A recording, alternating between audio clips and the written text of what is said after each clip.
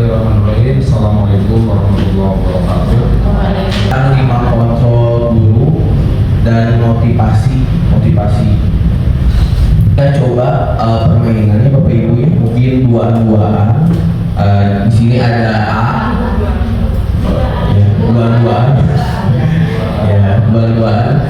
Di sini ada yang bertugas menjadi A dan menjadi B. Pertama, siapa yang menjadi tugas A? Tugas A itu mengepal tangan. Lalu coba bayangkan sedang menyimpan sesuatu yang sangat berharga di dalam kepala tangan dan perlu menjaga benda tersebut. Coba Bapak Ibu coba bayangkan kepalkan tangan, bayangkan benda apa atau ya apa yang menurut Bapak Ibu sangat berharga nanti. Lalu yang tugas menjadi tugas B nanti mencoba dengan segala cara untuk membuka kepala tangannya si A ya. Nanti dengan membujuk, mengkritik, mengintimidasi atau memarahi, menggoda, menggelitik, bahkan menawarkan uang agar bersedia membuka kepala tangannya. Coba dimulai Bapak Ibu ya. Bisa? Coba Bapak Ibu di kepala tangannya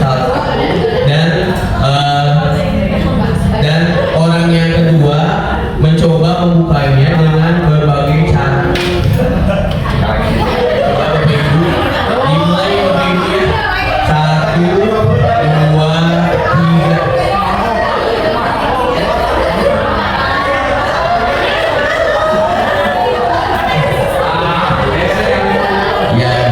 Ya, terima kasih. Sudah Bapak Ibu? Apakah tangan A bisa dibuka? Apakah B bisa merayu untuk membuka si A? Belum ya. Ya. Mengapa A tidak bisa? Ada yang bisa terbuka nggak Bapak Ibu? Tidak ada ya. Mengapa A berupaya mengepal sangat keras sekali, walaupun ada bujuk rayu ya, menggelitik, memaksa atau sampai memberikan uang. Kenapa si A tidak bisa membukakan telapak tangannya? Iya, sangat berharga. Karena kontrol itu berada pada diri sendiri ya. Berarti apapun rayuannya, tapi kita masih berpegang teguh ya Bapak Ibu ya. Berarti kontrol itu pada A, pada diri sendiri. Karena A itu mempunyai motivasi intrinsik, berarti Bapak Ibu ya. Dan sebenarnya menggoda, menggelitik, bahkan menawarkan uang itu adalah bentuk salah satu kontrol ya, tapi kontrol itu tidak bisa memaksa si A untuk membuka ya Bapak Ibu ya, tidak bisa dipaksa berarti ya.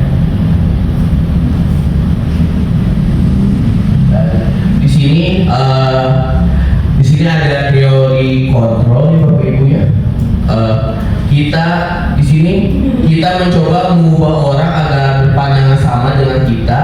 Padahal menurut teori kontrol di sini kita berusaha memahami pandangan orang lain tentang dunia. Jadi pandangan setiap orang itu tidak sama Bapak Ibu ya. Lalu perilaku buruk dilihat sebagai sesuatu yang salah. Tapi menurut teori kontrol ini semua perilaku memiliki tujuan. Apapun itu positif, apapun itu negatif, itu memiliki tujuan Bapak Ibu ya. Lalu orang lain bisa mengontrol saya, padahal berdasarkan teorinya hanya Anda yang bisa mengontrol diri sendiri. Jadi hanya bisa diri sendiri yang mengontrol diri sendiri ya. Lalu pemaksaan ada pada saat bujukan gagal, padahal kolaborasi dan konsekuensi menciptakan pilihan baru seperti itu ya Bapak Ibu. ini perubahan paradigma menurut teori kontrol, menurut Dr. William Glasser, ilusi guru mengontrol murid. Pada dasarnya kita tidak dapat memaksa murid untuk berbuat sesuatu jikalau murid tersebut memilih untuk tidak melakukan. Walaupun tampaknya guru sedang mengontrol perilaku murid, hal demikian terjadi karena murid sedang mengizinkan diri dikontrol. Saat itu bentuk kontrol guru menjadi kebutuhan dasar yang dipilih murid tersebut. Teori kontrol menyatakan bahwa semua perilaku memiliki tujuan, bahkan terhadap perilaku yang tidak disukainya. Ya.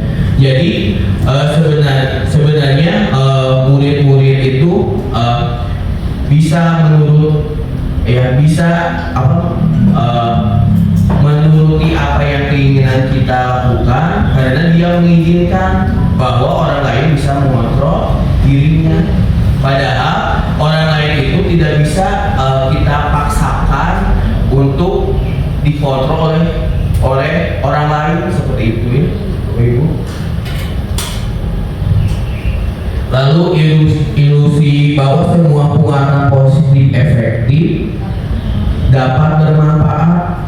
Ya, di sini penguatan positif atau bujukan adalah bentuk-bentuk kontrol. Segala usaha untuk mempengaruhi murid agar mengulangi sesuatu perilaku tertentu adalah suatu usaha untuk mengontrol murid tersebut dalam jangka waktu tertentu. Kemungkinan murid tersebut akan menyadari dan mencoba untuk menolak bujukan kita, atau bisa jadi murid tersebut menjadi tergantung pada pendapat sang guru untuk berusaha. Lalu ilusi yang selanjutnya adalah bahwa kritik dan membuat orang merasa bersalah dapat menguatkan karakter. Padahal menggunakan kritik dan rasa bersalah untuk mengontrol murid menunjukkan pada identitas gagal. Mereka belajar untuk merasa buruk tentang diri mereka. Mereka mengembangkan dialog diri yang negatif. Kadang kalau sulit bagi guru untuk mengidentifikasi bahwa mereka sedang melakukan perilaku ini karena seringkali guru cukup menggunakan suara halus untuk menyampaikan pesan negatif. Ya seperti itu ya Bapak Ibu ya. Lalu ilusi yang selanjutnya bahwa orang dewasa memiliki hak untuk memaksa. Padahal ya banyak orang dewasa yang percaya bahwa mereka memiliki tanggung jawab untuk membuat murid-murid berbuat hal-hal tertentu. Apapun yang dilakukan dapat diterima selama ada sebuah kemajuan berdasarkan semua pengukuran kinerja. Pada saat itu pula orang dewasa akan menyadari bahwa perilaku memaksa tidak akan efektif untuk jangka waktu panjang dan sebuah hubungan permusuhan atau terbentuk. Jadi memaksa ini jangka waktunya sangat pendek ya Bapak Ibu. Ya di sini ya Bapak Ibu tahu kata disiplin ya. Coba Bapak Ibu bayangkan atau yang terlintas di dalam pikiran Bapak Ibu. Menurut Bapak Ibu disiplin itu apa sih Bapak Ibu? Ada yang tahu Bapak Ibu? Disiplin.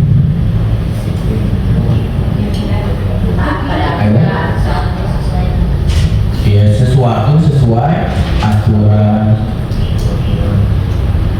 Sebenarnya di sini kebanyakan orang mengatakan atau menghubungkan kata disiplin ini dengan kata tertib. Betul Bapak Ibu ya? Betul. Teratur dan kepatuhan pada peraturan itu adalah kata disiplin. Tetapi menurut dia menyatakan bahwa arti dari kata disiplin ini artinya itu belajar. Terus disiplin juga berasal dari kata disiple atau murid. Jadi untuk menjadi seorang murid atau pengikut, seseorang harus memahami, paham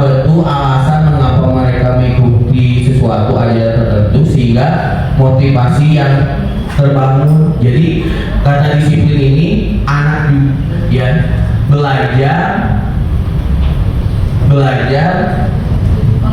ya belajar agar dia bisa berubah sesuai dengan dia yang inginkan. Misalnya di sini dia juga menyatakan bahwa arti asli dari kata disiplin ini berkonotasi dengan disiplin diri dari murid-murid. Disiplin diri dapat membuat seseorang mengenali potensi menuju kepada sebuah tujuan, suatu yang dihargai dan bermakna. Dengan kata lain, disiplin diri juga mempelajari bagaimana cara kita mengontrol diri dan bagaimana menguasai diri untuk memiliki tindakan yang mengacu pada nilai-nilai yang kita hargai. Jadi berarti disiplin di sini itu belajar untuk mengontrol diri, ya, berarti mengikuti apa yang dia inginkan, berarti ya Bapak Ibu ya. Di sini ada nilai-nilai kebajikan Bapak Ibu ya. Ini adalah nilai-nilai kebajikan yang universal. Terus ada beriman, bertakwa, mandiri, benar kritis, bineka global dan sebagainya. Itu ada empati, suara hati, kontrol diri, rasa hormat, toleransi dan sebagainya. Ini adalah nilai-nilai kebajikan universal. Bapak Ibu, pasti Bapak Ibu juga udah tahu ya Bapak Ibu ya, apa perbedaan hukuman dan konsekuensi. Mana? Oh ya maaf, salah. Bapak Ibu, apa itu hukuman? Ada yang tahu? Hukuman itu pemberian tindakan yang mana membuat orang yang kita beri tindakan itu merasa kurang nyaman. Iya. Boleh tepuk tangan buat Wiwi. Jadi mengakibatkan seseorang yang mendapatkan tindakan tersebut merasa tidak nyaman. Kalau konsekuensi, Orang sesuai iya. Apa?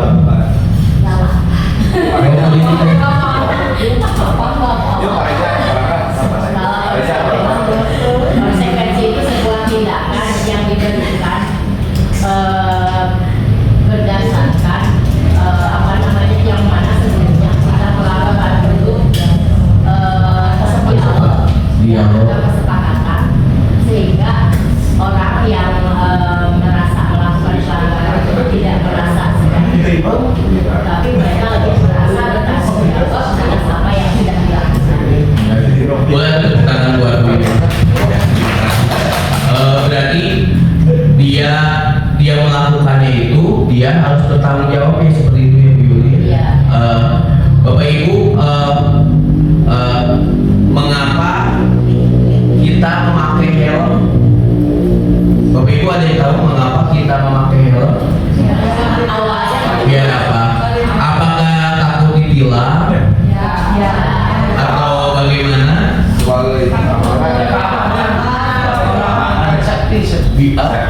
Biar safety, biar aman ya. Tidak kebul. Tidak kebul, biar gaya dan sebagainya. Tidak, Bapak Ibu, walaupun pakai helm itu ada aturan, tapi kita menyadari bahwa dengan pakai helm itu karena menjaga keselamatan, ya betul Bapak Ibu ya, menjaga keamanan biar tidak celaka ya, seperti itu ya Bapak Ibu ya. Berarti itu ada nilai-nilai universal di dalamnya itu ada keyakinan pada diri kita bahwa memakai helm itu untuk keselamatan, berarti keselamatan dan keamanan.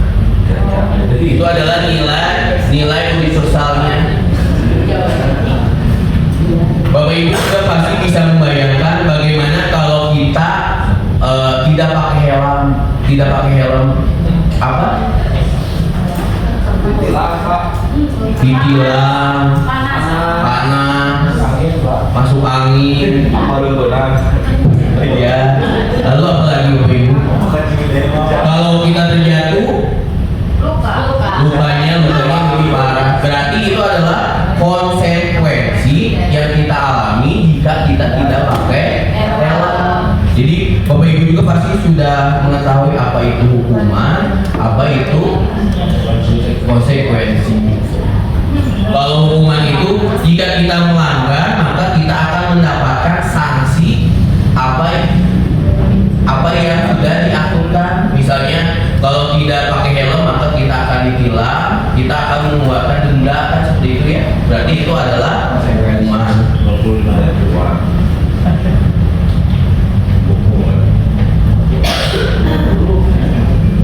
Di sini ya Bapak Ibu ya, hukuman itu adalah tindakan yang diberikan sebagai akibat dari pelanggaran aturan atau hukuman. Jadi jika Bapak Ibu melanggar aturan maka Bapak Ibu akan mendapatkan sanksi. Tujuannya menegakkan keadilan, memberikan efek jerah dan melindungi.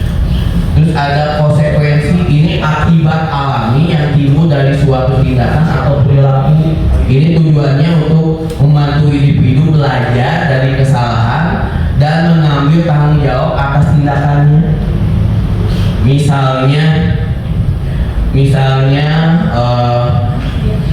Misalnya tuh kaca pecah karena anak itu main bola, berarti dia itu harus menanggung konsekuensinya.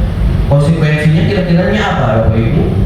Berarti dia harus bertanggung jawab untuk memperbaiki kaca yang pecah. Berarti itu konsekuensi yang dia secara alami dia harus bertanggung jawab.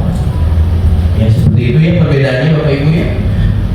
Dan nanti kita akan belajar tentang restitusi. Ini restitusi ini itu proses menciptakan kondisi bagi murid untuk perbaikan kesalahan mereka sehingga mereka bisa kembali pada kelompok mereka dengan karakter lebih kuat. Artinya kita memberi kesempatan kepada murid kita yang membuat kesalahan untuk bisa memperbaiki kesalahan. Jadi memberikan kesempatan kembali dengan tiga tahapan Bapak Ibu. Nanti kita akan belajar. Ya.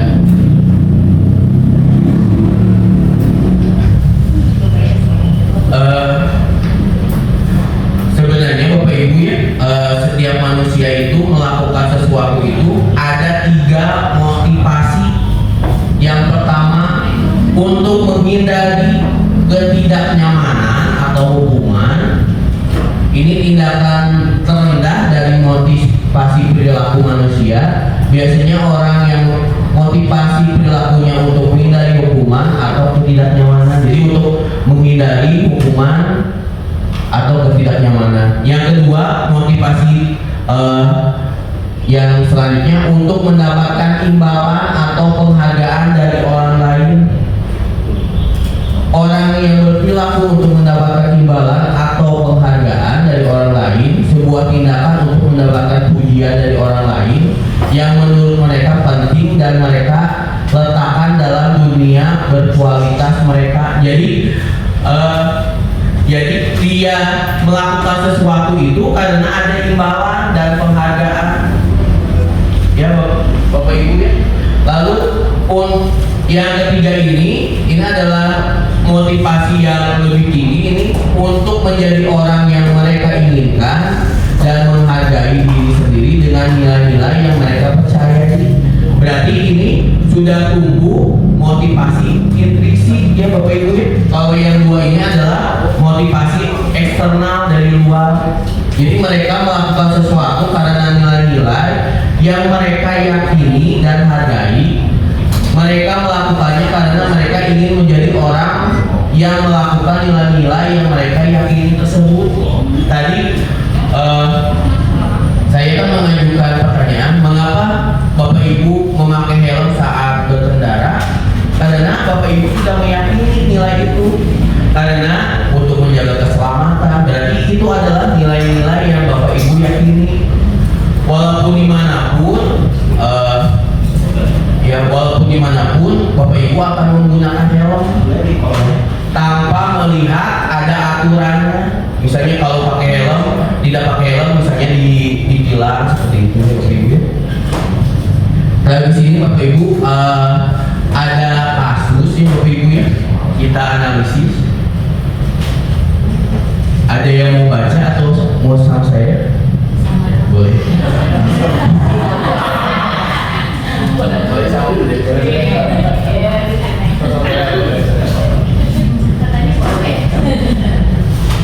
Ibu Anas, guru kelas 2 SD, mendapatkan masalah. Murid-muridnya tidak bisa tertib berdiri antri di depan pintu kelas dan selalu berebutan masuk ke dalam kelas setelah jam istirahat usai. Ini tentunya sangat mengganggu proses pembelajaran, di mana kelas tidak dapat mulai tepat waktu karena Ibu Anas sibuk menenangkan murid-muridnya untuk waktu cukup lama. Akhirnya Bu Anas berpikir cepat dan mengandalkan stiker bintang. Setiap murid-muridnya akan masuk kelas usai jam istirahat. Bu Anas akan mengiming-imingi murid-muridnya dengan stiker bintang. Siapa yang dapat berdiri lurus dan berbaris rapi antri di depan pintu dapat bintang dari Bu Anas. Sebagian besar murid-muridnya menyambut tantangan tersebut dan langsung berdiri rapi di depan pintu agar mendapatkan stiker bintang. Hal ini terus dilakukan Bu Anas selama beberapa minggu karena cukup berhasil membuat murid-muridnya berdiri rapi antri di depan pintu. Sampai pada suatu saat Bu Anas sakit dan terpaksa digantikan Pak Heru. Pak Heru tidak mengetahui tentang stiker bintang dan benar saja pada saat mau masuk ke kelas usai jam istirahat, murid-murid kelas 2 kembali berebutan masuk kelas. Apa yang terjadi? Mengapa? Terima kasih buat tangan buat. Di sini dari kasus ini apa yang terjadi Bapak Ibu?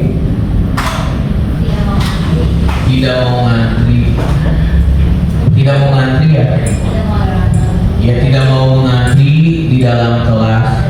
Pertamanya di sini ada Bu Anas, dia mengiming-imingi apa Bapak Ibu? Stiker. Ya stiker. Kalau berbaris dengan rapi, lurus, maka dia akan mendapatkan stiker ya Bapak Ibu ya. Seperti itu. Kira-kira apa motivasi murid-murid kelas 2 untuk bersedia berdiri antri sebelum masuk kelas? Iya, mendapatkan hadiah. Tetap mendapatkan hadiah nih Bapak Ibu ya. Tetapi ketika Bu Anas ini sakit, Bapak Ibu, digantikan dengan guru lain, tiba-tiba anak-anak tersebut tidak bisa masuk secara teratur Bapak Ibu, secara berebutan. Menurut Bapak Ibu, mengapa? Karena tidak dapat stiker. Ya betul, tidak dapat stiker. Berarti anak-anak tersebut itu belum memiliki keyakinan atas nilai-nilai yang dia yakini. Ya. Ya, berarti motivasi kedua ya, karena ingin mendapatkan hadiah. Adakah cara lain agar murid-murid kelas 2 bersedia antri di depan kelas tanpa mendapatkan penghargaan stiker bintang? Menurut Bapak Ibu, ada nggak cara lain? Ada. Bagaimana? Bisa juga Bapak Ibu gurunya atau Pak Heru anak-anak berbaris menurut nomor absen. Ya. Bisa. Atau anak-anak berbaris menurut yang kecil dari yang kecil. Ya, bisa. Boleh tuh tangan buat gurunya. Ya betul, yang dikatakan Ibu Muji. Atau kita bisa melakukan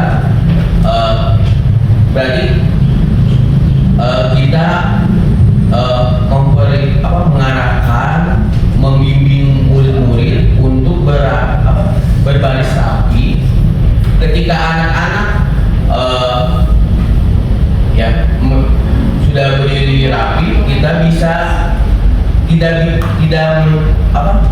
diberikan iming-iming hadiah, tapi kita bisa menggunakan kalian sudah hebat, kalian pujian mungkin pujian ini seperti verbal Bapak Ibu ya, hebat, luar biasa, kalian sudah rapi masuk kelas. Jadi anak-anak ini tidak berpikir bahwa kita masuk ke dalam kelas dengan rapi ini karena kita akan mendapatkan stiker, dan kita juga bisa menjelaskan kepada anak-anak bahwa jika kalian tertib masuk kelas, kalian juga menghargai diri sendiri dan menghargai orang lain. Kenapa? Berarti nilai universalnya itu kan tertib ya Bapak Ibu. Dengan tertib kita tidak melukai orang lain seperti itu ya Bapak Ibu, tidak melukai orang lain, malah kita bisa menghargai diri sendiri seperti itu. Mungkin ada yang ingin ditambahkan Bapak Ibu? Dijelaskan dulu aturan. Iya, aturan yang jelas. Kemudian tadi yang sudah Bapak sampaikan, setelah ada aturan nanti ada dampak yang akan diterima. Iya, dampak yang Jadi ketika mulai di awal harus ada aturan yang diterapkan. Kalau tidak lagi itu ada ini seperti tadi ya bilang seperti itu yang lain. Itu akan berjalan secara alami natural. Secara alami. Boleh tepuk tangan buat. Berarti kita di awal itu harus membuat keyakinan kelas dulu, berarti ya, kesepakatan kelas, bagaimana petunjuk-petunjuk bagaimana anak itu harus rapi dan tertib untuk masuk ke kelas seperti itu ya. Terima kasih Bu Devi atas masukannya.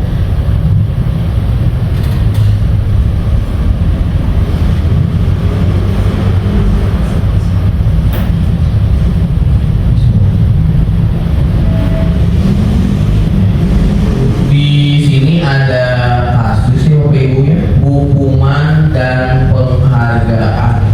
Ada yang mau baca lagi Bapak Ibu? Ibu ini.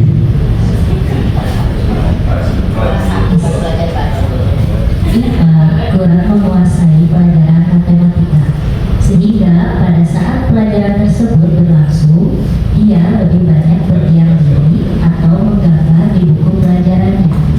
Pada saat guru matematikanya Pak Seno menanyakan pertanyaan IPA menjadi gugup dan tak sengaja menjatuhkan tasnya dari kursi, serta tiba-tiba menjadi gagap pada saat berupaya menjawab. Seluruh kelas pun tertawa melihat perilaku IPA yang bicara tergagap dan terkejut tersebut. Pak Seno pada saat itu membiarkan teman-teman IPA menertawakan IPA yang tergagap dan malu luar biasa, dan malahan minta IPA untuk maju ke depan dan berdiri di depan kelas sambil menunjuk hidungnya karena tidak bisa menjawab pertanyaan Pak Seno. Kelas semakin gaduh dan anak-anak pun tertawa melihat IPA di depan kelas memegang ujung hidungnya. Jawablah kedua pertanyaan di bawah ini. Boleh tepuk tangan buat Bu Didi. Terima kasih Bu Didi. Menurut Bapak Ibu, setujukah dengan tindakan Pak Seno terhadap IPA? Tidak. Menurut Bapak Ibu, tindakan Pak Seno terhadap IPA adalah sebuah hukuman atau konsekuensi? Hukuman. Mengapa hukuman?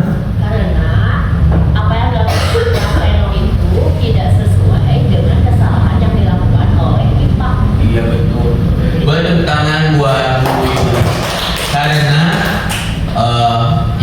perilaku IPA tidak sesuai dengan tindakan Pak Seno. Apa tindakan Pak Seno di sini Bapak Ibu? Menghukum di depan kelas berdiri sambil menunjuk hidungnya. Iya, berdiri di depan kelas sambil menunjuk hidungnya. Berarti Pak Seno ini adalah tipe penghukum ya Bapak Ibu ya. Berarti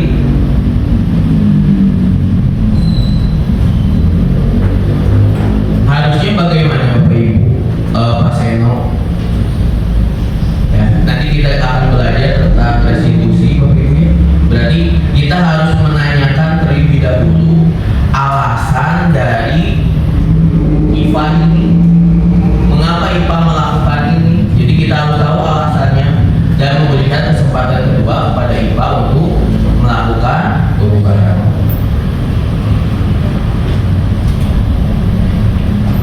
Betulnya Bapak Ibu ya, di sini tidak setuju karena tindakan Pak Seno ini yang telah membuat IPA malu di depan kelas dapat menjadikan kenangan negatif bagi diri IPA, padahal setiap murid memiliki potensi masing-masing seperti halnya IPA yang malah menggambar buku pelajarannya. Mungkin IPA ini adalah murid yang memiliki minat dan bakat di bidang seni ya Bapak Ibu ya. Lalu tindakan Pak Seno ini terhadap IPA dalam ilustrasi di atas adalah sebuah hukuman karena sebelum pelajaran berlangsung belum diadakan kesepakatan kelas terlebih dahulu. Ya. Jadi apapun itu kita harus mengawali dengan kesepakatan kelas atau keyakinan kelas. Ya. Di sini ada 5 pernyataan ya Bapak Ibu. Coba menurut Bapak Ibu, lari mengelilingi lapangan basket 2 kali karena terlambat hadir di sekolah, hukuman atau konsekuensi? Lalu yang kedua, membersihkan coretan yang dibuat di meja tulis, membersihkan coretan, hukuman atau konsekuensi? Konsekuensi ya Bapak Ibu ya. Berdiri di depan kelas sambil mengangkat kaki satu, apa Bapak Ibu? Mencatat 100 kali di dalam buku kalimat saya tidak akan terlambat lagi. Menggantikan kertas tugas teman yang telah dicoret-coret. Konsekuensi. Ya, betul Bapak Ibu ya. Boleh ada tepuk tangan buat saya. Jadi Bapak Ibu sudah mengetahui apa itu hukuman dan konsekuensi.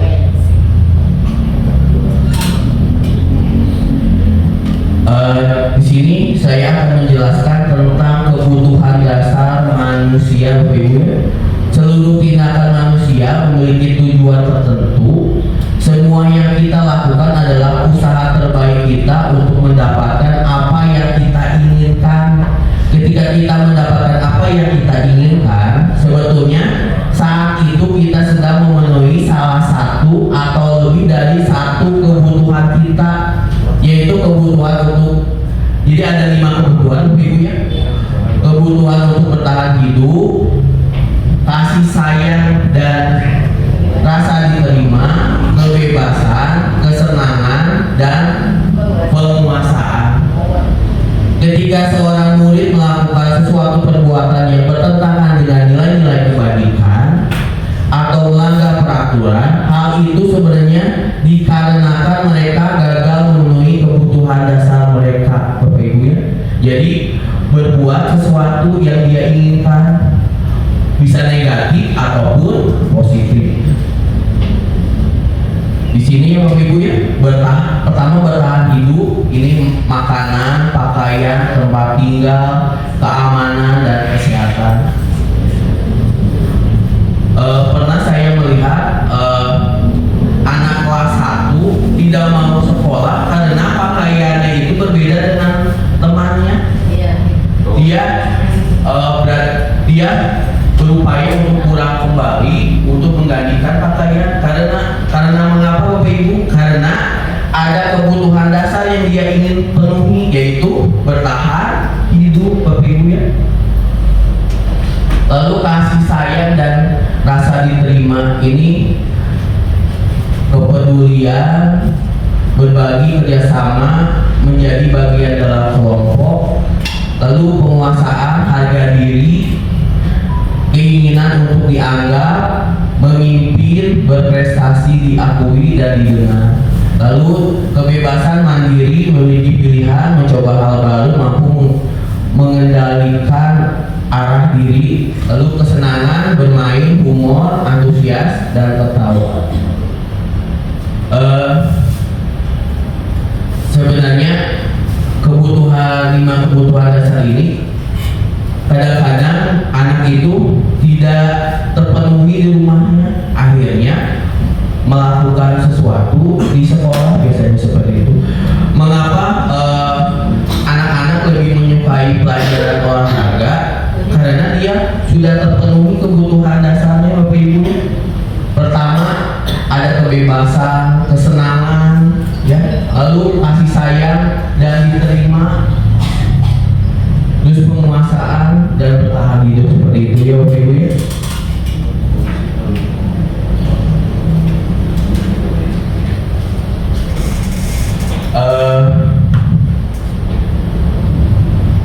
Sebenarnya di sini saya ada kuis Bapak Ibu untuk apakah ini kebutuhan dasarnya bertahan hidup,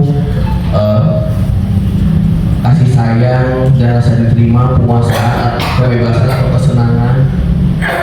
Bapak Ibu boleh tuh dibuka kuisnya atau langsung aja di sini ya Bapak Ibu ya. Di sini aja. Di sini Bimo, seorang anak TK B, selalu berlari keluar kelas menuju jalan raya di depan sekolahnya yang ramai dengan kendaraan. Tingkahnya membuat guru Bu Ani bingung dan seringkali lari mengejarnya. Ada beberapa kemungkinan jawaban yang diberikan Bimo.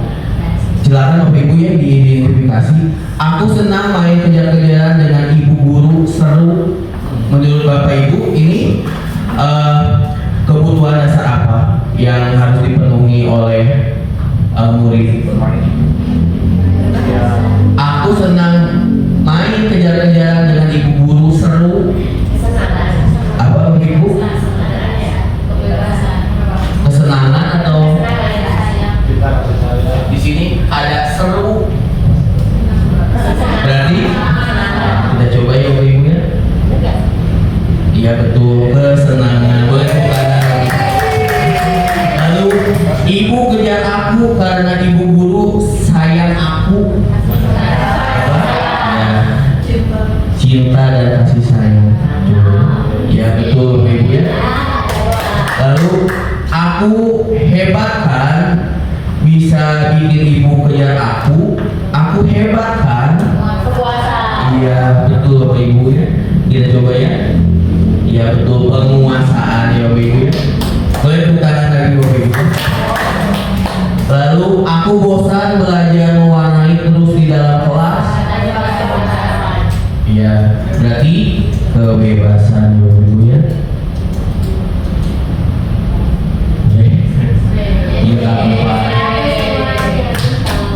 Lalu selanjutnya di sini ada Dinda, seorang anak kelas 3 SD. Begitu tiba di rumah sepulang dari sekolah, menangis dan mengadu pada ibunya bahwa dia benci pada Ibu Rani, gurunya. Ibu guru bilang, aku tidak boleh bersenandung sewaktu mengerjakan tugas. Katanya kelas harus tenang, tidak ada suara. Tak nggak seru jadinya. Menurut Bapak Ibu ini kebutuhan apa? Apa Bapak Ibu? Kita coba ya Bapak Ibu ya. Iya betul, kesenangan. Bukan. Selanjutnya, ibu guru tidak menyapaku hari ini, padahal aku pakai jepit rambut baru. Iya, cinta dan kasih sayang. Aku sebal gambarku tidak rapi, malah ibu guru menunjukin ke teman-temanku di depan kelas. Apa Bapak Ibu? Penguasaan. Ya coba ya Bapak Ibu ya. Iya betul, penguasaan Bapak Ibu ya. Lalu aku bosan, masa belajarnya cuma gitu-gitu aja, dengerin ibu guru aja.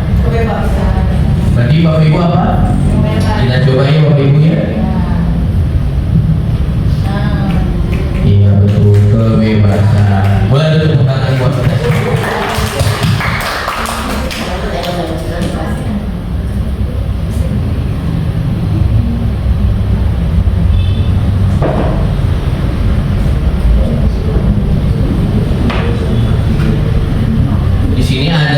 lanjut lagi Bapak Ibu ya.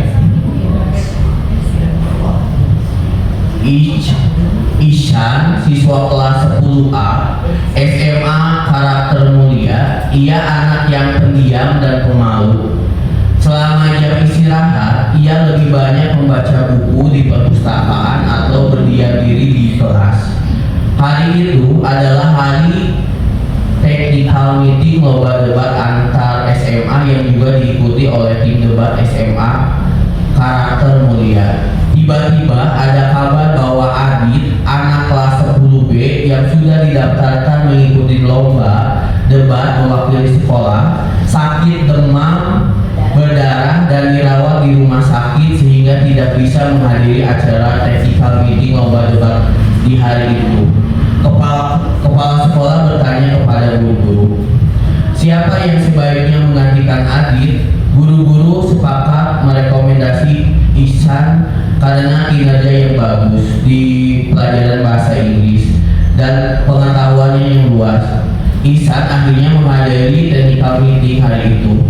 Setelah itu ia berlatih debat bersama anggota tim debat yang lain. Cinta dan Indra di bawah bimbingan Pak Frans, guru pelatih debat.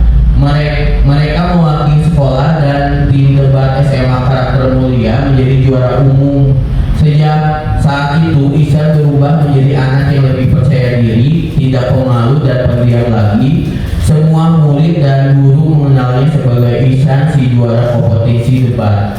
Pada jam istirahat ia banyak menghabiskan waktu bersama teman-temannya. Ia juga semakin rajin berlatih debat dan mengikuti berbagai lomba debat. Ia menjadi ketua klub debat di sekolahnya. Ia giat mempromosikan klub debat agar anggotanya bertambah dan ia juga bersemangat melatih junior di klub debat sekolah.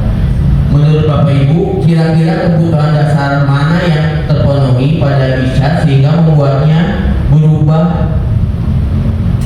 Menurut Bapak Ibu, kebutuhan dasar apa yang terpenuhi oleh Ihsan?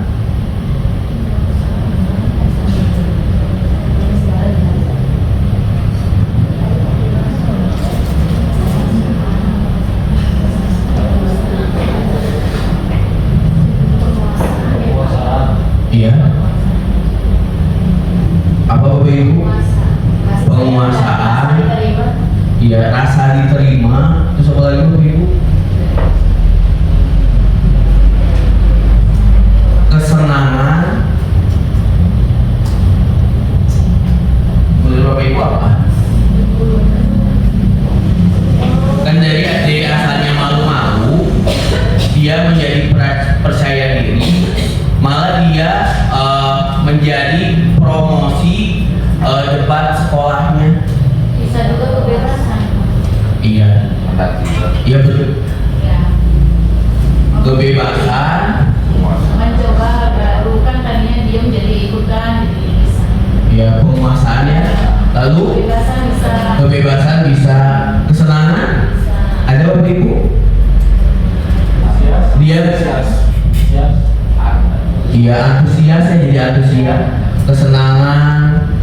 Ada kepedulian di sini, ada kerjasama Bapak Ibu, ada ya, kasih sayang dan rasa diterima. Berarti Oke ya. ya berarti kebutuhan dasar yang Ihsan sudah terpenuhi, makanya potensi dan bakatnya bisa muncul dan tersalurkan seperti itu ya Bapak Ibu ya.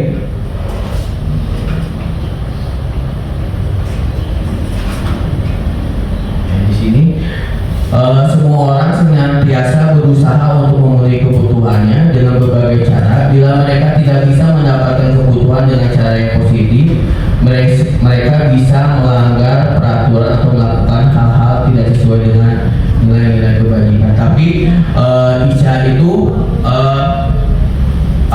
menemukan nilai-nilai yang positif ya Bapak Ibu ya. Ini yang paling penting ya Bapak Ibu. Di sini ada 5 posisi kontrol. Pertama, menjadi penghukum, menjadi teman, membuat merasa bersalah, pemantau dan manajer. Kita lihat Bapak Ibu ya. Di sini tadi kan ada posisi penghubung ya. Jadi anak itu diberikan sanksi atau perbuatan tidak sesuai dengan perbuatannya. Lalu di sini posisi ini seorang penghubung biasanya menggunakan hubungan fisik maupun verbal. Guru percaya anak yang merasa gagal karena berbuat salah menjadi positif terhadap dirinya. Ini adalah contoh-contoh ucapan-ucapan yang guru. Di sini berbuat salah itu hal yang manusiawi. Tidak ada manusia yang sempurna. Bapak Ibu juga pernah berbuat salah, tapi selalu mencari solusi terbaik agar tidak mengulangi kesalahan yang sama. Kita pasti bisa menyelesaikan masalah ini. Bapak Ibu tidak tertarik untuk mencari tahu siapa yang benar, siapa yang salah. Terus Bapak Ibu lebih tertarik untuk menyelesaikan masalah. Kalau kamu menyalahkan dirimu sendiri terus-menerus, apa kamu akan bersikap baik pada dirimu sendiri? Ini adalah contoh-contoh ya Bapak Ibu ya. Lalu tahap yang kedua adalah validasi tindakan yang salah. Ini membantu murid untuk mengenali kebutuhan dasar yang ingin dipenuhi ketika melakukan kesalahan itu. Ya, ini mengenali dan mengakui kebutuhan murid ini dapat memperbaiki hubungan dengan murid. Di sini ada contoh-contohnya. Kamu punya alasan mengapa melakukan hal itu, padahal kamu bisa melakukan yang lebih buruk dari ini ya. Kamu patut bangga karena telah melindungi sesuatu yang penting buatmu. Kamu melakukannya karena mempertahankan sesuatu yang penting bagimu. Di sini untuk menggali alasan-alasan atau tujuan-tujuan murid melakukan kesalahan. Lalu yang tahap yang ketiga menanyakan keyakinan. Anak melihat kesalahannya dihubungkan dengan norma sosial dan nilai-nilai yang mendasari manusia berinteraksi dengan orang lain. Ini menyatakan bahwa pada dasarnya kita termotivasi secara intrinsik ya Bapak Ibu ya. Saat perilaku telah divalidasi dan identitas sukses telah stabil, maka murid telah siap mengaitkan keyakinan dengan tindakan yang salah. Jadi apa keyakinan kelas kita, nilai-nilai apa yang telah disepakati bersama, seperti apa gambaran sebuah kelas yang ideal menurutmu, kamu ingin menjadi orang seperti apa. Ini adalah menanyakan keyakinan sampai mendapatkan solusi terbaik untuk murid memperbaiki kesalahannya. Tapi dengan pendekatan restitusi ini juga kita harus memantau murid ya Bapak Ibu ya, jangan sampai melakukan kesalahannya lagi. Kan segitiga restitusi perlu diperhatikan beberapa hal, yaitu 1. Perilaku yang salah perlu dikaitkan dengan nilai-nilai atau keyakinan-keyakinan yang telah disepakati atau dituju. 2. Kesediaan orang yang melakukan kesalahan untuk memperbaiki masalah. 3. Pemecahan masalah sebisa mungkin relevan atau memiliki hubungan dengan masalah yang ada. 4. Usaha. Perlu adanya suatu usaha perbaikan dari pihak yang berbuat kesalahan. 5. Waktu. Perlu didedikasikan waktu dari pihak yang berbuat kesalahan. Tanyakan kapan akan mulai dilakukan usaha untuk memperbaiki masalah. Kan segitiga restitusi perlu diperhatikan.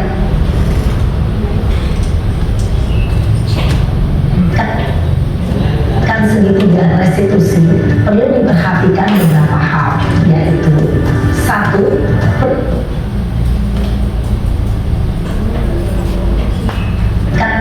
Agar ibu bapak guru dan murid kuat secara pribadi.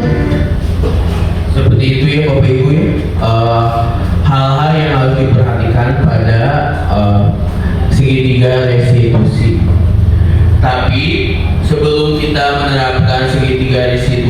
kita harus membuat kesepakatan kelas atau keyakinan kelas ya Bapak Ibu ya.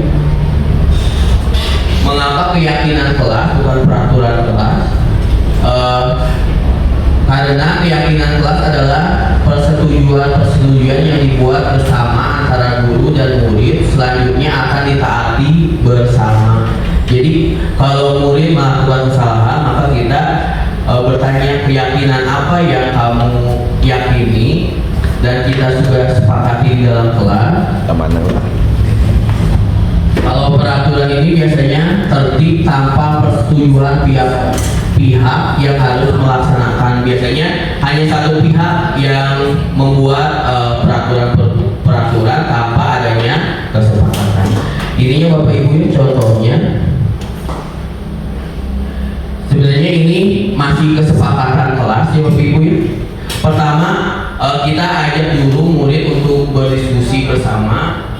Anak-anak, bagaimana kalian ingin kelas yang seperti apa? Pasti anak-anak ingin kelas yang nyaman, aman, senang, dan bahagia ya. Seperti itu ya Bapak Ibu ya. Coba kalian kemukakan kesepakatan apa yang kita harus sepakati untuk menciptakan kelas yang seperti itu. Maka anak-anak mengemukakan pendapatnya Bapak Ibu ya, bisa menggunakan stiker note. Biasanya anak-anak itu masih menggunakan kalimat negatif, misalnya tidak buang sampah sembarangan, kan itu ada kata tidak ya Bapak Ibu, kalimat negatif. Maka kita bersama-sama mengubah kata negatif itu menjadi kalimat positif. Jadinya bagaimana Bapak Ibu ya? Membuang sampah pada tempatnya, seperti itu. Jadi kita ubah dulu menjadi kalimat positif, baru kita hubungkan dengan nilai-nilai keyakinan. Ini contohnya Bapak Ibu ya. Misalnya ini kesepakatan merawat fasilitas sekolah setelah dipakai. Ini nilai keyakinannya apa Bapak Ibu? Tanggung jawab. Ini contohnya ya Bapak Ibu ya. Terus datang tepat waktu dan siap belajar. Ini disiplin, mendengarkan dengan penuh perhatian, berarti menghormati dan menghargai. Lalu ya orang menghargai diri sendiri maupun orang lain, menjaga kebersihan diri sendiri, kelas dan lingkungan sekitar. Berarti ini adalah kebersihan dan kesehatan. Terus bersikap sopan, berarti ini sopan santun ya. Saling tolong-menolong berarti peduli atau empati. Terus taat beribadah berarti beriman dan bertakwa. Sebenarnya kalau keyakinan kelas ini bersifat abstrak ya Bapak Ibu ya. Bersifat abstrak. Ini contohnya keyakinan kelas, aku selalu bertanggung jawab, akan selalu bertanggung jawab. Ini bukan hanya guru dan siswa, tapi semua dilakukannya Bapak Ibu ya. Bertanggung jawab itu kan macam-macam ya Bapak Ibu ya. Lalu disiplin dalam tepat waktu, selalu menghormati dan menghargai teman dan orang yang lebih tua, menjalankan keimanan dan ketakwaan, menjaga kebersihan dan kesehatan, bersikap sopan dan santun, peduli dan berempati. Ini adalah keyakinan kelas yang sudah saya sepakati di dalam kelas. Bapak Ibu bisa memperdalam keyakinan kelas. Misalnya bertanggung jawab itu sikap yang tampak dan sikap yang tidak tampak itu seperti apa. Nanti kita berdiskusi bersama-sama ya Bapak Ibu ya. Ya seperti itu.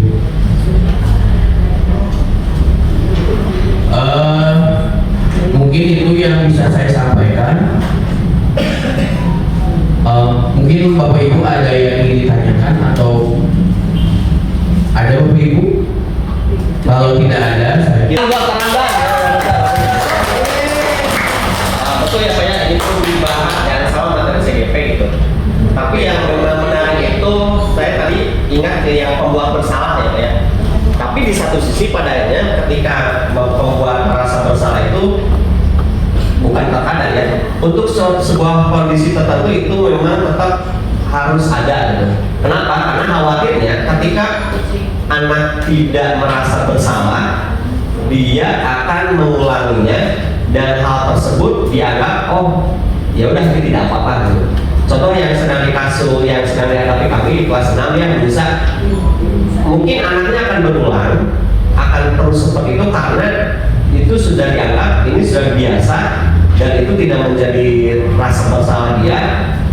Terlepas itu memang ada masalah dari orang tua di keluarganya, sehingga saya pun berpikir di suatu kondisi tertentu untuk membuat anak merasa bersalah dan mengakui kesalahan itu ada sesuatu hal yang harus dibiasakan gitu. Kalau saya pribadi nih pada akhirnya ya setelah saya mempelajari mempraktekkan dan bahkan di rumah sendirilah ke anak sendiri misalkan, karena bagaimanapun juga bersalah itu memang harus dirasakan. Oh ya ente salah gitu, sehingga ya itu tidak dilakukan. Terlepas di sini ada teori yang seperti itu, kita harus sebagai apa. Kalau saya pada akhirnya akan memposisikan diri sebagai apa ya disesuaikan dengan pertama jujur ya, mood kadang mood juga kan mempengaruhi ya. Saya tidak bisa selamanya ke anak-anak cool senyum tiap hari, terkadang sesuatu ya, tapi tidak berarti marah-marah tidak. Tapi tetap saya selalu mengumpulkan adanya ketegasan. Kemudian di suatu kondisi tertentu anak itu harus tahu posisi salah itu seperti apa, karena untuk kondisi tertentu dengan situasi tertentu pun yang memang di luar dari rancangan kesepakatan kelas dan membuat keyakinan kelas itu memang kita tidak bisa kontrol, ada saja gitu. Bahkan kami di kelas 6 pada akhirnya ternyata ada loh hal yang di luar kesepakatan kelas dan itu baru muncul, kita baru tahu, sehingga ya kita harus fokus ke hal tersebut. Dan ini memang balik lagi ya, ini hanya dibahas antara guru dan anaknya, tidak memang dihak menghakimi di dalam kelas, depan kelas. Jadi sepakat Pak untuk yang disampaikan, terima kasih untuk berefleksi juga. Tapi itu Pak pandangan saya terkait apakah memang merasa bersalah itu sesuatu hal yang tidak boleh dilakukan. Kalau saya sendiri pada akhirnya akan memposisikan diri sesuai dengan konteks dan masalah yang memang dihadapi. Karena tetap untuk mengetahui anak itu bisa berubah atau tidak, ya tetap karena saya pun belajar, semua orang pun belajar dari kesalahan. Ya kalau tidak atau itu salah ya bagaimana, tapi setidaknya itu yang bisa saya sampaikan Pak. Terima kasih. Assalamualaikum warahmatullahi wabarakatuh. Ya, terima kasih Pak Ishak menambahkan dan memberikan masukan tentang penerapan restitusi di dalam kelas. Boleh ada tepuk tangan buat. Terima kasih. Mungkin Bapak Ibu ada yang ingin ditambahkan atau ingin bertanya Bapak Ibu? Ada cukup. Sebenarnya merasa bersalah itu perlu ya Bapak Ibu. Di tahap kedua kan guru itu menanyakan apakah perbuatanmu sesuai dengan keyakinanmu, kan itu menanyakan, tapi dihubungkan dengan nilai-nilai yang dia yakini atau telah disepakati di dalam kelas. Seperti itu ya Bapak Ibu ya. Kita teruskan kembali. Sekali lagi terima kasih Brother sudah memberikan penguatan, bahkan mungkin insight buat saya sendiri pribadi ya, dan benar-benar mendengarkan semuanya. Jadi Bapak Ibu coba kita bayangkan kan, hari ini kita sudah punya 2 guru penggerak, Pak Isa dan Pak Abdan. Tinggal kita nanti memantau kalau nanti program ini masih berjalan dan mudah-mudahan bisa gitu kan. Saya lihat sih memang bagus progresnya, ada banyak sisi positif ketika Bapak Ibu mengikuti program ini, walaupun beberapa sekolah ada barangnya yang mengeluhkan tentang kondisi kayak gitu seperti itu. Jadi gini, mereka belajar tentang hal ini misalnya tentang biaya positif, tapi kadang-kadang dalam prakteknya itu nggak begitu. Ada yang begitu, tapi nggak semuanya. Nah di sini saya yang mengharapkan dan mungkin sudah saya memantau sangat-sangat bisa. Kebanyakan Bapak Ibu, jika seluruh guru di sini sudah paham tentang budaya positif, betapa saya akan mudah memberikan bimbingan kepada Bapak Ibu, nggak harus hati itu ya seperti itu. Kemudian juga nanti peran Pak Isa tentunya sudah lebih dulu, tolong berikan contoh buat teman-teman kita seperti apa nanti mengimplementasikan teori ini gitu kan. Ini kan teori, nah tadi Pak Ron sudah berikan satu contoh ya dari anak-anak seperti itu. Nah itu tolong dilaksanakan di kelas seperti itu. Dan saya yakin ketika Pak Ramdan, Pak Isa dan teman-teman bisa menerapkan ini, sepertinya yang saya bayangkan itu anak-anak akan lebih senang dalam belajar. Jadi jangan sampai ada anak yang begini, Pak Ibu. Pernah nggak dengar begini Pak? Nah, besok libur. Mereka senang banget, betul nggak? Ada yang tahu kenapa itu terjadi? Karena itu menyenangkan. Iya, pasti menyenangkan. Jangankan dulu anak kita pun senang bebas. Ada satu kekhawatiran di benak saya ketika anak-anak seperti itu. Bahkan dia terjadi pada guru-guru. Besok kita liburkan ya. Sumbernya banget gitu guru. BDR belajar di rumah. Tapi ini maaf, ini hanya sangkaan saya saja. Nah, pertanyaannya lagi kenapa anak udah seperti itu? Atau dalam mereka lokasi trauma. Satu jenuh. Yang kedua apa? Ini yang saya khawatirkan. Anak-anak saya khawatir mereka mendapatkan sikap trauma belajar. Kata trauma belajar. Trauma belajar. Belajar yang menjadi kebutuhan dasar, tapi dijadikan sebagai sebuah problema buat anak-anak. Jadi trauma itu mereka nggak mau, ini bahaya. Nah, mungkin ini salah satu strategi untuk menghindari itu. Jadi ketika gurunya mampu paham tentang budaya positif, itu mereka nggak akan lagi mengalami trauma belajar. Dan yang paling mengerikan lagi jika bapak ibu gurunya mengalami trauma belajar. Mereka memang ada kelas 2 pusing ya. Orang kelas dulu ya, papa dan seterusnya. Nah, jangan sampai itu muncul di umur bapak ibu seperti itu. Ya ini kalau trauma aja gitu. Itu ya, seperti itu. Nah, terima kasih Pak Ramdan sudah memberikan keterangan lagi kepada kami ya. Setahun kemudian kan Pak Isa itu. Cuma sedikit saya menambahkan sebelum saya memberikan Bapak Ibu selanjutnya. Bapak Ibu, 5 posisi kontrol tadi itu luar biasa ya. Kan Pak Isa sudah memberikan masukan gitu. Betul, ini sebetulnya kondisional gitu. Apakah kita akan menjadi seorang pembuku atau menjadi seorang yang selalu berperan bersalah atau pemantau, teman atau manajer gitu kan? Nah ini mungkin lihat posisi dan kondisinya seperti itu. Cuma dalam teori ini sih kita harus tetap manajer kan seperti itu. Kemarin, ingat tadi kan? Ketika menghukum itu luar biasa, anak mau ngomong nggak bisa dikasih kesempatan terus saja dikasih hukuman. Ya memang dapatnya kurang bagus. Jadi mohon Bapak Ibu yang tadi Pak sampaikan mulai diterapkan sekolah kelas. Jadi tidak lagi di sini guru yang selalu menghukum anak. Walaupun sih Rasulullah juga pernah menerapkan sistem hukuman, betul nggak? Anak yang mau sekolah dulu tahu hukuman aja. Kepres hukuman belum tahu itu hukuman. Karena ini konsekuensinya besar seperti itu. Jadi bagaimana kita menerapkannya lihat sekolah dan lihat segala kondisi nyata seperti itu. Cuma yang tadi saya pahami Pak Abdul memang betul kita harus ada di posisi manajer. Nah, mereka kan gitu ya namanya. Nah, jika dikaitkan dengan kondisi sekolah, saya juga nggak tahu nih. Saya ada di posisi mana Pak Abdul saat membimbing rekan guru gitu.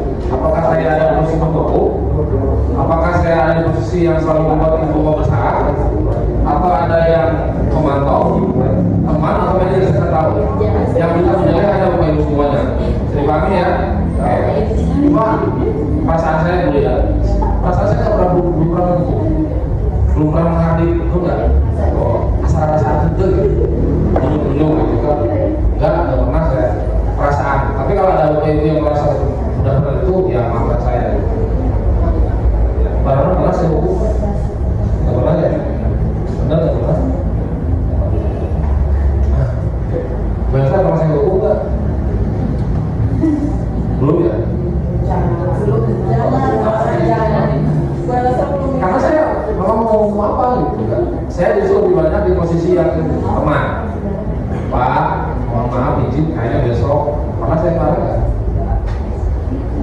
Enggak ya. Saya banyak berorasi melakukan seperti itu. Tapi itu orang nanti dicari dia tugasnya ya. Besok nanti tugasnya dia siapa? Ya begitu saya. Nah, Bapak Ibu, jadi sebetulnya saya juga belajar dari Pak Abdul, Pak. Ini harus saya buatkan lagi Pak. Bahkan saya nanti akan bertahap menjadi seorang manajer dalam posisi kontrolkan seperti itu. Begitu ya Pak Agus, Pak ya. Tapi mungkin saya juga sekali perlu menjadi seorang yang membuat Bapak Ibu merasa bersalah gitu. Itu kata Pak Isa. Kalau nggak digituin mesti ngalahin bersalah terus, itu jadi bahaya kan. bahwa Bapak Ibu meninggalkan kelas tanpa saya tegur, itu merupakan sesuatu yang salah, tapi Ibu tidak benar salah kan gitu. Ini bahaya. Oke, berarti perlu saya seperti itu Pak. Terima kasih Pak Ron sudah menyampaikan lagi ya seperti itu. Oke, Bapak Ibu, ini menarik materi ini dan mungkin nanti Pak Ron bisa memberikan contoh-contohnya ya, kegiatannya, implementasinya seperti itu. Assalamualaikum Raisa. Bagaimana kabarnya hari ini? Alhamdulillah tidak diberikan kesehatan oleh Allah. Tadi jam pertama, apa yang membuat kamu kesiangan datang ke sekolah? Kira-kira pukul berapa kamu pergi ke sekolah? 6.30. Pukul berapa kamu bangun tidur? Oh begitu. Ternyata kamu bangunnya kesiangan. Apa yang membuat kamu bangunnya kesiangan? Oh, kamu datang terlambat ke sekolah tidak tanpa alasan. Kamu bisa mempelajari suatu perilaku baru yang lebih efektif. Semua orang pasti memiliki kesalahan. Bersediakah kamu mempelajarinya? Iya, bersedia Pak. Oh baik kalau begitu. Apakah terlambat sesuai dengan keyakinanmu? Tidak Pak. Menurutmu, apa keyakinan kelas kamu yang harus ditingkatkan? Disiplin dan bertanggung jawab. Ya, disiplin dan bertanggung jawab. Apa kamu meyakininya?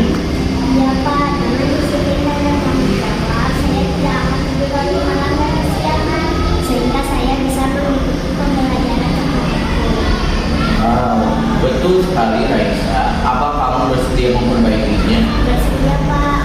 Bagaimana cara kamu memperbaikinya? Tidur lebih awal, kita tolong mama untuk membangunkan saya atau menggunakan alarm pukul 5. Pergi ke sekolah pukul 6 agar tidak terkena macet dan kesiangan. Wow, bagus sekali Raisa. Itu adalah solusi yang terbaik. Apa kamu bersedia memperbaiki kesalahan kamu? Bersedia Pak. Iya.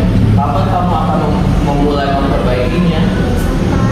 Ya, baik. Bapak dukung usaha. Assalamualaikum warahmatullahi wabarakatuh.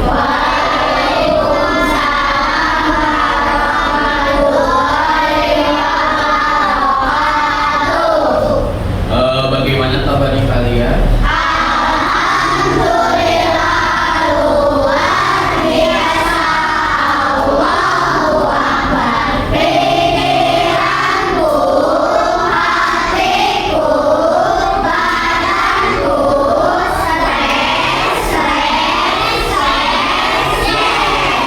Ya, alhamdulillah pada kesempatan hari ini kita diberikan kesehatan oleh Allah Subhanahu wa Ta'ala. Hari ini kita akan membuat keyakinan kelas. Keyakinan kelas itu disepakati oleh Bapak dan oleh kalian ya, agar terciptanya lingkungan belajar yang bagaimana? Kalian inginnya yang bagaimana? Bersih, aman, damai. Ya, itu yang diinginkan oleh kalian ya, betul ya? Untuk menciptakan hal yang seperti itu, kalian harus meyakini akan kesepakatan kita bersama di dalam. Untuk mengawali, kita tepung ngekdot dulu ya. Tepung ngekdot 1 kali, tepung ngekdot 2 kali, tepung ngekdot 3 kali, tepung ngekdot 3, 2, 1.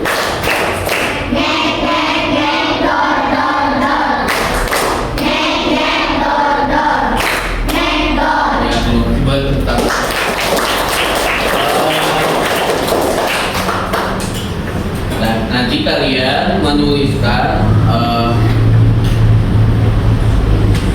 kesepakatan kita di dalam kelas ya. Gunakan kalimat-kalimat yang positif. Misal membuang sampah sembarangan. Berarti kalimat positifnya bagaimana? Membuang sampah pada tempatnya. Itu adalah kalimat positif. Menurut kalian bagaimana cara kita menciptakan keamanan, ketertiban, kenyamanan, keselamatan, kesehatan, dan sebagainya sampai kita menggunakan fasilitas sekolah itu harus bagaimana? Ya. Silakan kalian tuliskan beberapa kesepakatan atau yang kita akan jalani. Ya. Pakai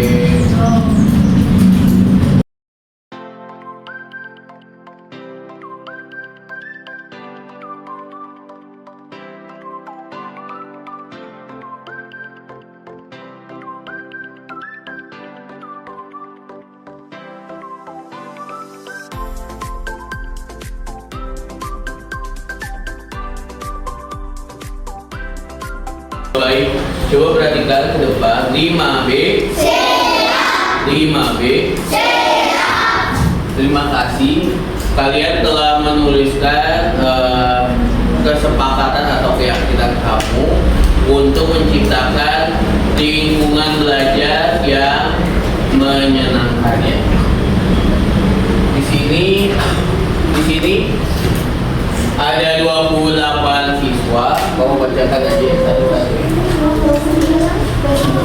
Ya, ada 29. Kita bacakan ya. Di sini menghormati guru saat menjelaskan. Buang sampah pada tempatnya. Lalu tidak mengejek nama orang tua, tidak saling membuli. Harus ini sama. Setiap hari membawa buku paket, tidak boleh ketinggalan. Tidak mengobrol, hormat, saling tolong menolong, tidak buang sampah sembarangan.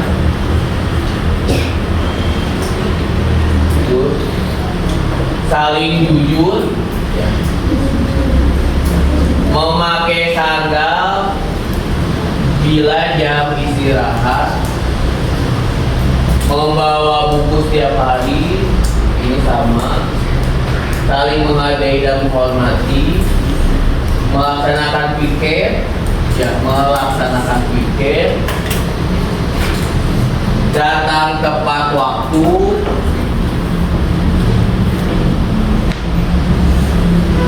sama ini.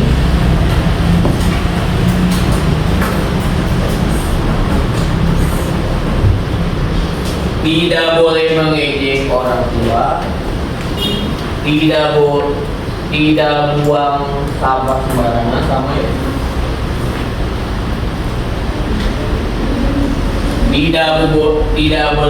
Tidak boleh berbicara kasar, menyiapkan alat-alat belajar, mukena sebelum tidur atau sesudah pulang sekolah, melaksanakan piket sama.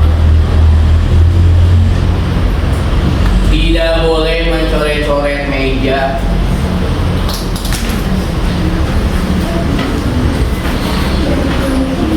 menghargai, menghormati, tertib saat belajar, membawa buku sesuai pelajaran, lalu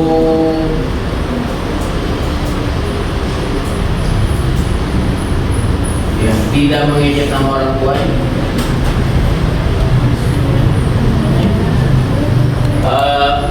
Di sini kalian telah menuliskan kesepakatan kelas yang kalian yakini. Di sini ada beberapa dari kalian kita ubah ke kalimat positif ya. Kesepakatan kita akan kelas ini. Pertama,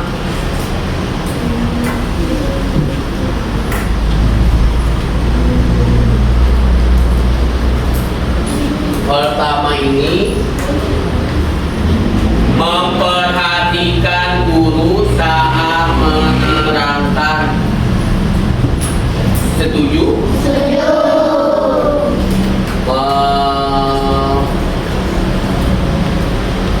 Memperhatikan guru saat menerangkan. Lalu yang kedua, buang sampah pada tempatnya. Setuju? Buang sampah pada tempatnya. Lalu yang selanjutnya ini sama. Yang ketiga itu adalah jujur. Jujur itu sikapnya seperti apa sih jujur itu? Ada yang tahu? Tidak berbohong. Iya, tidak berbohong ya. Tidak berbohong kan jujur ya. Jujur itu misalnya apa? Misalnya ada uang jatuh di bawah, maka kita harus melakukan bagaimana? Mengambil, memberitahu kepada guru. iya betul, memberitahu kepada guru bahwa ada uang yang jatuh ya. Lalu yang selanjutnya yang keempat, memakai sendal saat jam istirahat.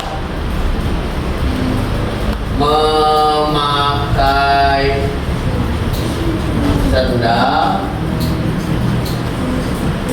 saat istirahat.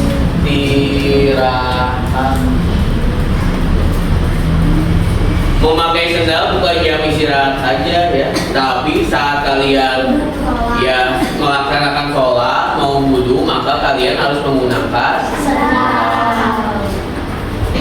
saat jam istirahat. Ini berarti bukan hanya sendal saja, apa saja?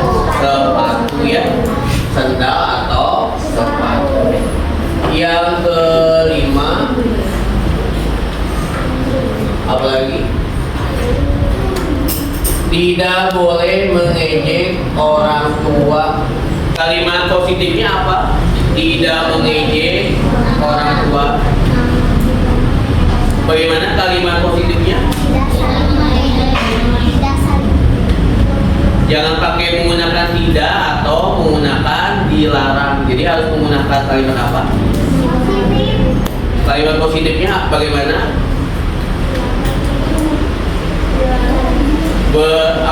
Berkata ya, berkata sopan dan baik ya. Berarti kalian itu saat bertutur kata menggunakan bahasa yang sopan ya. Setuju kalian berkata sopan saat berbicara? Setuju? Setuju. Itu kesepakatan yang kelima. Selanjutnya ini sama, tidak boleh berbicara kasar. Ini sama ya, berarti berkata sopan dan baik.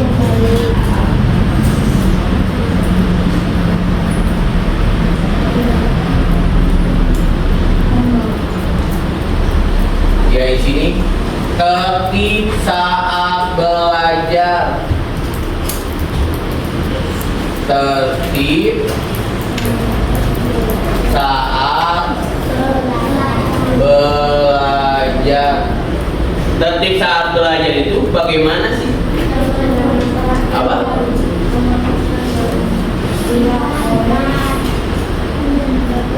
Ya, saat ada guru atau sedang ada siswa yang presentasi, kalian harus bagaimana? Ya, menghargainya dengan cara bagaimana? Ya, memperhatikannya dengan seksama, ya. Bukan hanya yang presentasi ataupun lagi berbicara, kalian sedang apa? Misalnya ada teman yang memberikan pendapat, maka kalian juga harus memperhatikannya. Selanjutnya, di sini datang tepat waktu. Yang ketujuh, datang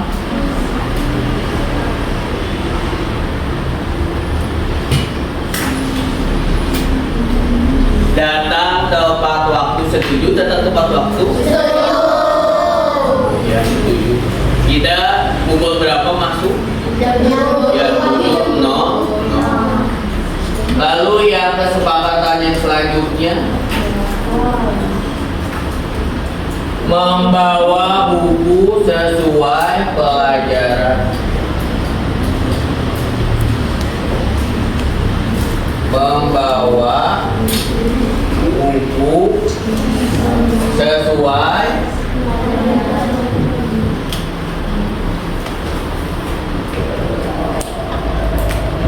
Membawa buku sesuai mata pelajaran. Setuju atau tidak? Setuju ya. Jadi kalian membawa buku itu sesuai dengan mata pelajaran. Misalnya hari ini hari apa?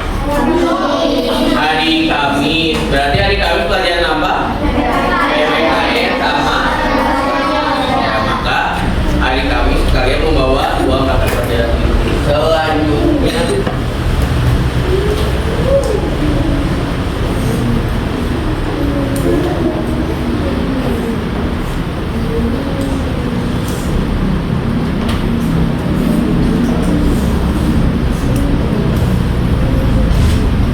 yang selanjutnya, menjaga fasilitas sekolah.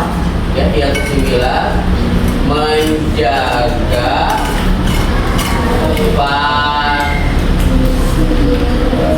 fasilitas sekolah. Menjaga fasilitas sekolah.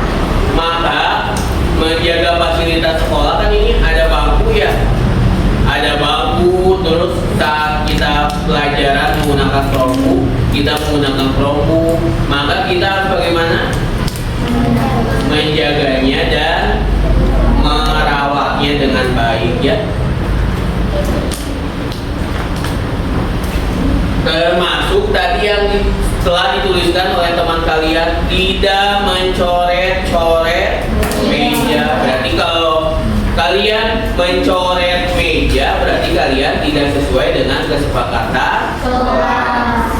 Lalu yang selanjutnya apa?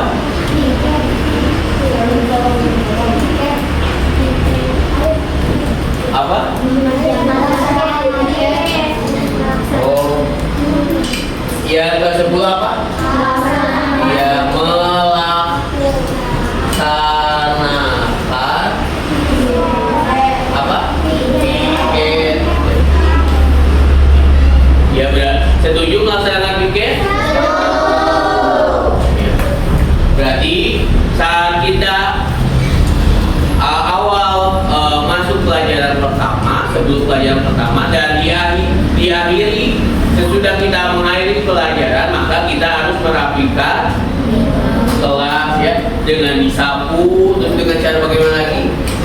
Dipel ya, seperti itu ya. Setuju? Selanjutnya ada lagi ya, saling tolong menolong.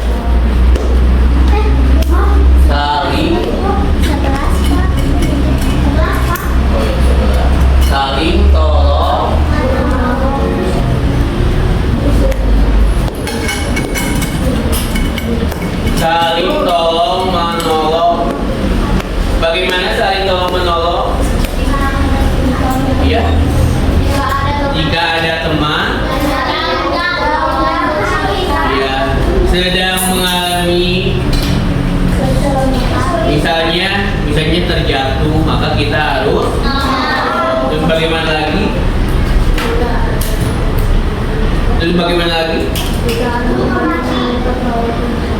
Misalnya jika ada teman yang membutuhkan bantuan, maka kita harus jadi saling tolong. Yang ke-12 apa lagi?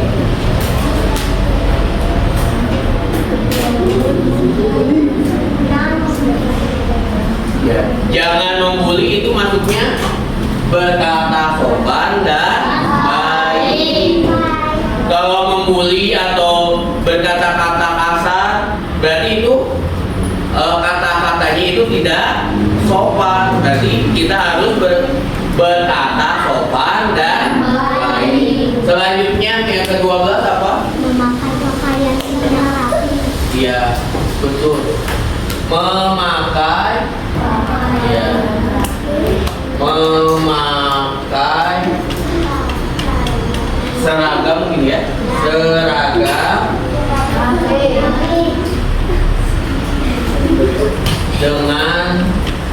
dengan rapi. Bagaimana kalau memakai seragam yang rapi itu? Misalnya hari Senin menggunakan baju apa? Kuning putih. Bajunya harus bagaimana? Ya, bajunya dimandukan, memakai topi, pakai sabuk, pakai dasi, ya pakai sepatu warna,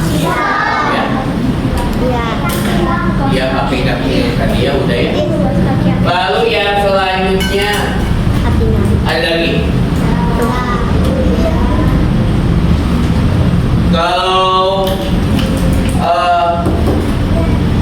misalnya kita kan selalu melakukan pembiasaan sholat ya, berarti itu harus bagaimana? Ya, yang ke-13 ya, taat beribadah. Setuju dengan taat beribadah? Ada lagi yang ingin ditambahkan? Ada lagi? Gaya kurang semangat. Kita tetap semangat ya. Tepuk semangat.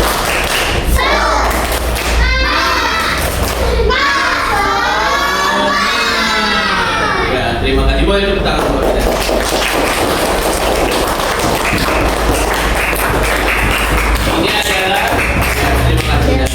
Ini adalah kesepakatan kelas kelas 5B. Ada lagi? Nah, dari kesepakatan kelas ini memiliki nilai-nilai karakter yang ingin dituju, dan karakter nilai-nilai itu menjadi keyakinan kita ya. Kita kesepakatan keyakinan ya, kelas. Pertama, keyakinan kelasnya apa?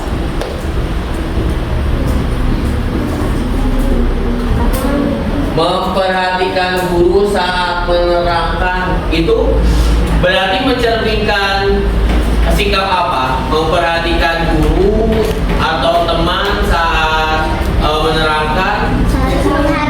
Iya, betul. Saling menghargai dan berarti menghargai dan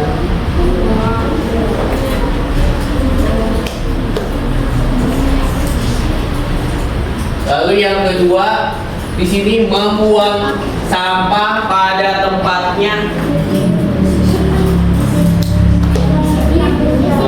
Apa? Iya.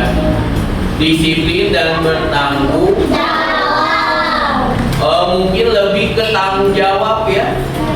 Karena kalian misalnya jajan itu kan menghasilkan apa? Sampah. Kalau kalian memiliki sampah, berarti kalian harus bagaimana? Sampah berarti tanggung jawab ya. Tanggung jawab. Selain tanggung jawab, membuang sampah ini memiliki sikap apa? Nilai karakter apa? Menjaga apa? Dia bertanggung jawab. Dia bertanggung jawab. Ya, menjaga kebersihan. Berarti di sini ada nilai tanggung jawab sama kebersihan. Lalu yang ketiga, ini sudah masuk dengan keyakinan kita, ya, yaitu ya berperilaku jujur, ya, berperilaku jujur. Lalu yang selanjutnya, keempat, memakai sendal saat istirahat. Menurut kalian memakai sendal saat istirahat atau menggunakan sepatu saat istirahat ketika kita keluar? Karena di kelasnya kita tidak menggunakan sendal atau sepatu, ya. Menurut kamu sikap apa atau nilai apa yang tercermin? Ayo, menjaga apa? Apa? Iya, menjaga kebersihan, betul. Itu apa lagi? Menjaga apa lagi? Menjaga kebersihan dan kesehatan. Betul, kesehatan? Kalau kalian keluar tidak pakai sepatu atau pakai sendal, misalnya ada paku itu kena kaki kalian, apa yang akan terjadi? Terluka, ya betul, terluka. Berarti kalau terluka berarti kalian sakit atau ya? Ya, berarti dengan memakai sendal atau sepatu saat istirahat, berarti kita menjaga kebersihan dan kesehatan, ya. Berarti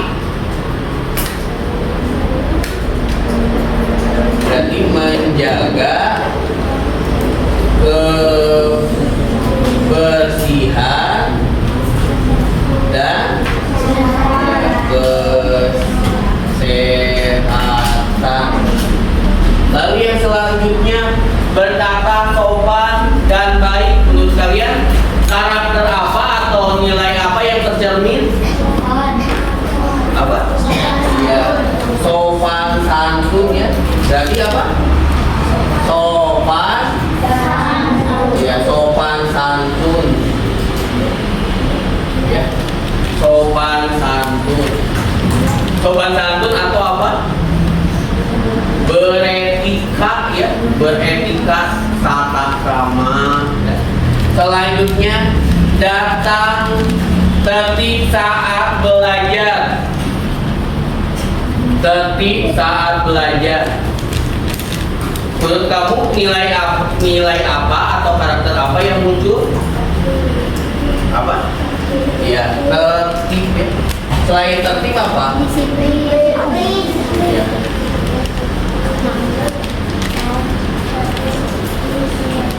Tertib, selain tertib, disiplin, selain disiplin apa lagi? Bertanggung jawab, terus apa lagi? Menghargai diri dan orang lain. Berarti ada beberapa nilai di situ, ya. Tertib, fokus, ya, fokus. Terus apa lagi? Tanggung jawab dan disiplin. Selanjutnya, membawa buku sesuai pelajaran. Ini maksudnya apa? Tanggung jawab. Iya, tanggung jawab. Yang kedua adalah tanggung. Lalu yang ke-8, menjaga fasilitas sekolah. Maksudnya apa itu? Iya betul, maksudnya ketangguh jawab. Melaksanakan piket maksudnya apa? Menjaga kebersihan, ya, menjaga kebersihan. Berarti nilai yang selanjutnya adalah menjaga kebersihan dan kesehatan. Ini masuknya ke sini ya. Lalu yang selanjutnya saling tolong menolong. Nilai apa yang muncul? Naura, nilai apa yang muncul? Menghargai dan menghormati. Selain itu,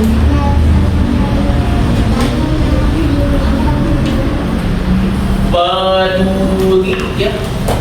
Cocok dengan kata peduli? Cocok. Peduli.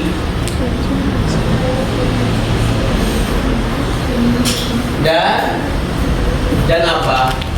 Berempati, ya. Dan berempati.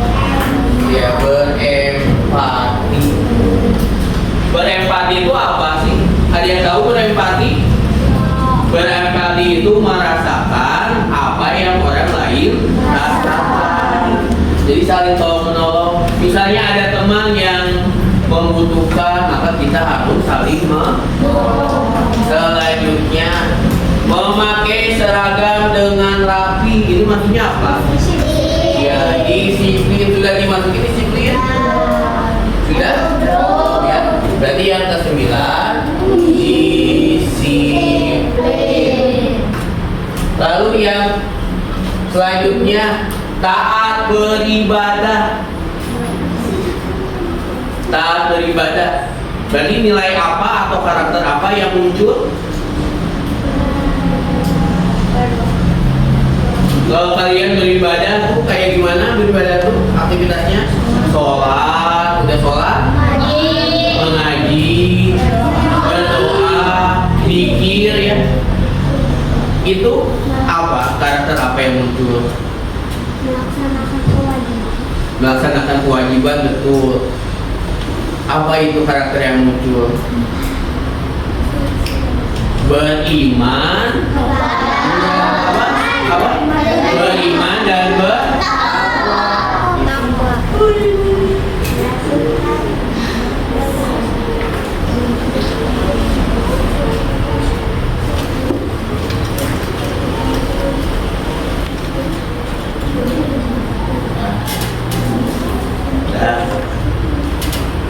apakah keyakinan kelas kita kalian sepakat? Tidak? Apakah kalian akan meyakininya?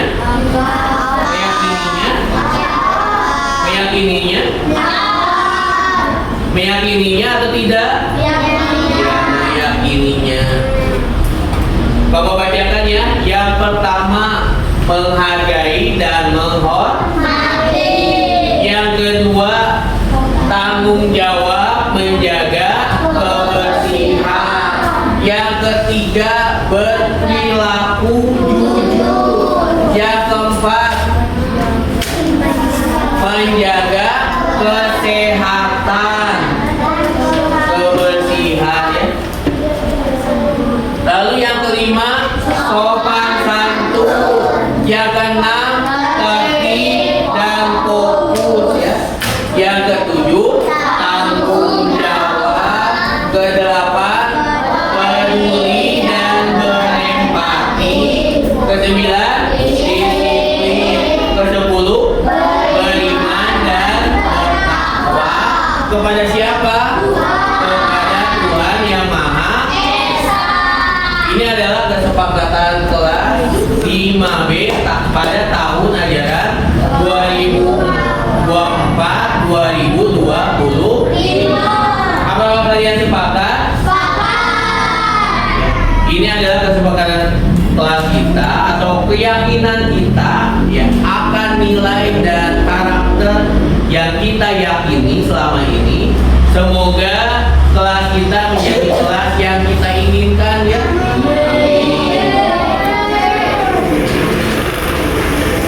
Kapan kita akan memulainya? Jadi mulai pada hari ini dan seterusnya ya. Keyakinan ini kita akan tambahkan dengan keyakinan-keyakinan lain menurut kesepakatan kita bersama ya. Sampai sini ada yang ingin ditanyakan? Nah, boleh ada tepuk tangan. Terima kasih kepada yang telah mengungkapkan pendapatnya tadi ya. Bapak ucapkan terima kasih. Ya sangat hebat dan sangat luar biasa sekali. Bapak cukupkan sekian. Wassalamualaikum warahmatullahi wabarakatuh.